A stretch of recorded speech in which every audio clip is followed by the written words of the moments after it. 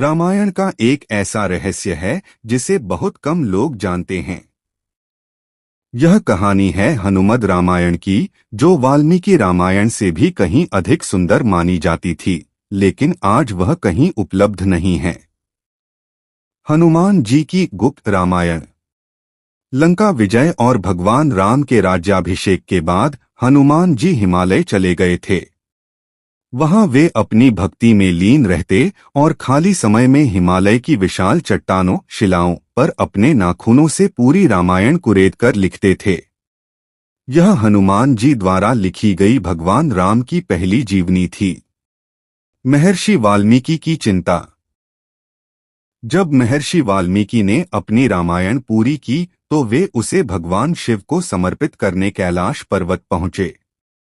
वहां उन्होंने देखा कि हनुमान जी पहले ही चट्टानों पर रामायण लिख चुके हैं। वाल्मीकि जी ने जब उसे पढ़ा तो वे हैरान रह गए। हनुमान जी की रामायण इतनी भावुक और जीवंत थी कि वाल्मीकि जी को लगा कि उनकी अपनी रचना फीकी पड़ जाएगी। वाल्मीकि जी को उदास देखकर हनुमान जी ने पूछा, ऋषिवर, आप दुखी क्यों हैं? वाल्मीकि जी ने कहा, हनुमान, तुम्हारी रामायण के सामने मेरी लिखी रामायण को भविष्य में कोई याद नहीं रखेगा। हनुमान जी का महान त्याग। हनुमान जी ने बिना एक क्षण सोचे एक कंधे पर उन भारी शिलाओं को उठाया और दूसरे पर वाल्मीकि जी को बिठाकर समुद्र के पास ले गए।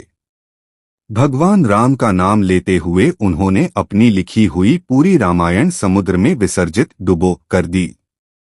हनुमान जी ने अपनी सर्वश्रेष्ठ रचना का त्याग सिर्फ इसलिए कर दिया ताकि महर्षि वाल्मीकि का मान बना रहे और दुनिया उन्हें आदि कवि के रूप में जाने। यही कारण है कि हनुमान जी की लिखी रामायण आज हमारे पास नहीं है, वह समुद्र की गहराइयों में कहीं दफन है। कहा जाता है कि आज भी समुद्र की लहरें जब उन शिलाओं से टकराती हैं तो रामायण की चौपाइयां सुनाई देती हैं।